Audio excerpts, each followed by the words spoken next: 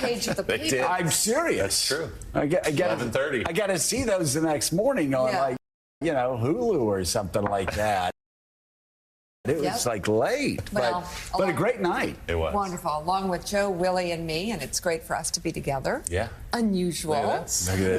The host of the podcast On Brand with Donnie Deutsch. Donnie Deutsch. In the house. Look, we got Look at this. in the house. No. Exactly. And MSNBC. Not regretting it yet. Political analyst and publisher of the newsletter The Ink, Anand Girdardis. And in Chicago, the host of Way Too Early, White House bureau chief at Politico, Jonathan Lemire, and the president of the National Action Network and host of MSNBC's Politics Nation, Reverend Al Sharpton. Also with us, Pulitzer Prize-winning columnist and associate editor of The Washington Post, Eugene Robinson. Good to have you all on board with us this morning. Shall we dive in and hear from the president? Let's do it. Those people might have been asleep. President Joe Biden took to the stage to close out night one of the convention. He spoke for nearly an hour, listing off the accomplishments of his administration, criticizing former President Trump, and making the case for Vice President Kamala Harris as the best person to lead the country.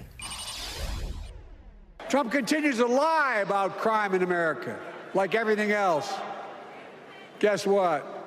On his watch, the murder rate went up 30%, the biggest increase in history. Meanwhile, we made the largest investment, Kamala and I, in public safety ever. Now, the murder rate is falling faster than any time in history. Violent crime has dropped to the lowest level of more than 50 years. And crime will keep coming down when we put a prosecutor in the Oval Office instead of a convicted felon. Kamala and Tim will protect your freedom.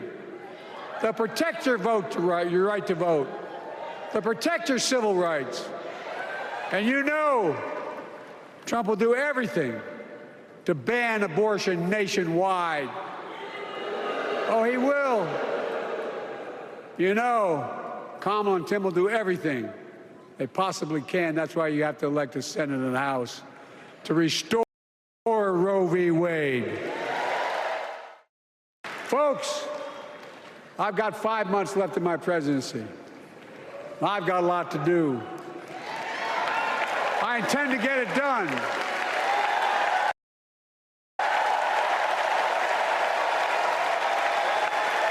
It's been the honor of my lifetime to serve as your president. I love the job, but I love my country more.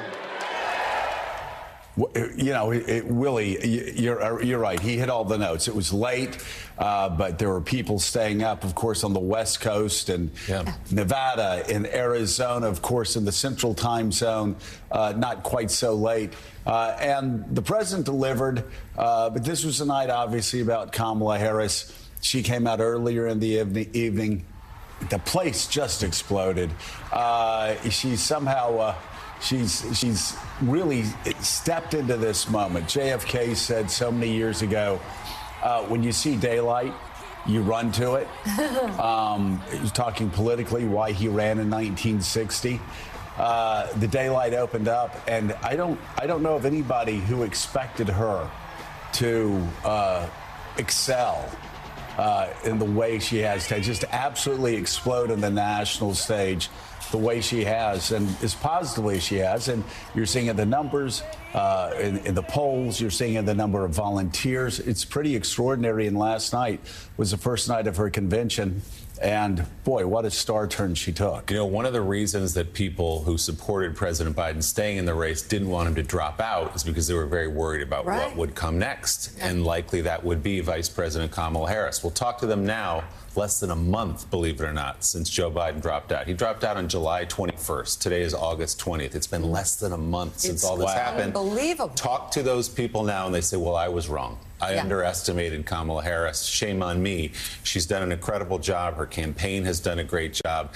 And we've heard about in all this polling, Donnie, the enthusiasm in the Democratic Party. We saw it last night in that hall for President Biden, for Hillary Clinton, for AOC, for all the people who came out, for the leaders of the union, for the victims of draconian abortion laws across the country. There was real living, breathing enthusiasm, the manifestation of everything we've seen on paper for the last couple weeks.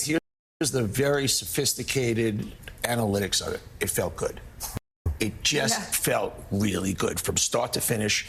Biden, I mean, By the way, Donnie, you're joking about it. You can't fake that. No. You just can't. My next point. People either enjoying themselves, they're happy, or they're not. I will say people always ask, well, how do you do the show? What is that? You know, Willie and Mika and I, we've been, for 17 years. They go, it's 18. What's the formula? How do you guys do it? What do we do? And we're like, we like each other. Yeah. We have fun. And we just, everybody that comes on, we have a good time. I mean, and you look at a convention like that, you can't calculate it. You have in two Republican candidates, two guys who at least publicly, in their public persona, project misery. They're not happy. They're always looking for retribution. They're looking for people to blame. They're looking for a reason to be upset. They're looking for a reason, to resent. And you look at the Democratic National Convention, and I swear I never thought I would see this in my lifetime. As a Republican, I thought it's just too easy to beat Democrats because they're afraid to have a good time. They're afraid to be joyful. They're afraid to wave the flag. I'll tell you, what Republicans feared the most last night was the joy, but also the chants of USA, USA, USA. And why did that ring true? Because the Republican Party has sold itself to a man who lies about America every day and says we're a nation in decline, who lies about America every day and says we're a nation of losers, who lies about America every day and says that we're just on the verge of collapse. No, not true. The data doesn't bear it out economically, militarily, culturally, socially, in every way. This is a great country. So now the Democratic Party can cheer USA, USA, USA. And it's a hell of a contrast with a presidential candidate on the Republican side that talks down about America every day on the stop. You know what's interesting about that? And I don't know if you guys are finding it as you talk to voters, if you talk to Trump voters. That joy, that jubilation, that kind of feel good is going to the voters. When I talk to people who are voting right now for Kamala, they're excited. You talk to people who are voting for Trump, they're pissed off. So it's kind of like trickling down to the populace and working its way back. And, I think elections are all run on gut. They're all run on feeling. They're all run on emotion, and it's all certainly calling Democrats. So final point on Biden, his one when he talked about, I was too young to be a senator, I was too old to be president, and I gave it my best. I mean, that's a summation of this man's entire career. That's 50 years summed up in This goes well to your piece, Anand, for The Ink, the rise of the Brat Pack and a new Democratic political style. My daughters gave me a tutorial on being brat at dinner the other night.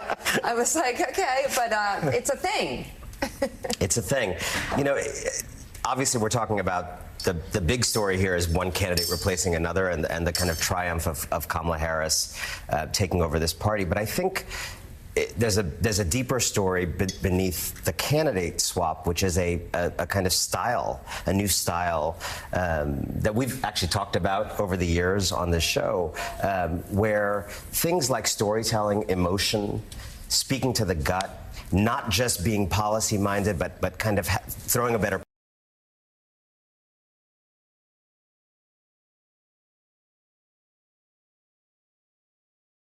party. That's a great set of words. These things have been neglected in recent years by Democrats. We talked at the end of last year on this set about, there was no movement. There was this kind of claim of an existential threat to democracy, but no movement, and people weren't acting like it. And I think with the ascension of Kamala Harris and the people she is listening to, which is more important in a way than one individual, there is a new political style in town. And we are seeing with this DNC a Democratic Party that is not just wonky, but knows how to generate joy, knows how to speak to people in those guttural places, knows how to tell that kind of story. And to your last point about that kind of joy that spreads, there's a weird word for this in political kind of junkie circles called mobisuasion, right? So you got persuasion. Mobisuasion is the idea that you don't persuade by watering down your stuff to cater to moderates in diners in Western Pennsylvania. You actually persuade by revving up your people so they can't stop talking about their excitement. And their uncles overhear their excitement. Their neighbors overhear their excitement. And so I think we're seeing a Democratic Party that's not so worried about moderate voters and is actually more worried about making people feel things in ways that create a kind of contagion of joy and enthusiasm. And Joe mentioned something really important that you get at your piece as well, and that is reclaiming patriotism. This is not by accident. All the signs in the arena said USA on them. They were chanting USA, and this is a party, and our mutual friend, Governor Wes Moore, has talked a lot about this. I'm not ceding patriotism to Donald Trump. Just because you call yourself a patriot and you like to say our flags are bigger than yours, actual patriotism is something totally different, something that does not look like staging a coup against the United States government, beating up police officers at the Capitol with an American flag. How important is that part of the message? It's so important. It's a double reclaiming. It's reclaiming patriotism and reclaiming freedom. Both of these things were wrongly conceded to the far right. And can I say why they were wrongly conceded? Because let's not go back and pretend. Democrats were afraid. Absolutely. I would be on sets with them in the 90s and the early 2000s. I'd say, America's great. They couldn't go, yes, it is. Yeah. They could not do it. It was reflexive. It was weird. It's like, well, but look what we're doing here. Look what we're doing there. They couldn't do what Democrats learned how to do after Donald Trump started trashing America and saying, you know what, America is great. We still have a long way to go to be a more perfect union, but we're doing that together. And that promise makes America even greater. Democrats, I don't know when they figured it out. They figured it out a couple of years ago, but they figured it out at the same time Republicans started nominating a candidate who literally doesn't get America, who literally stomps on America, who literally says that America's in decline, America's terrible. What did he say? What was his inaugural speech? I keep forgetting. American carnage. Talked about American carnage. By the way, I still amazing. Talked about American carnage when crime rates were at a 50-year low and when illegal border crossings at the southern border were at a 50-year low. He talked about American carnage. That's how wrong he was about America being bad then. That's how wrong he is about America being bad now. Yeah, and I think he has his story of America. And what was missing was, as you said, because I think a lot of Democrats felt it was cringe to be patriotic in that way, there was not always a counter-patriotism, a more progressive version of patriotism. And I think you're finding it now. It is not a patriotism that erases hard truths about American history. Right. It's not a patriotism that needs to lie or distort history. No.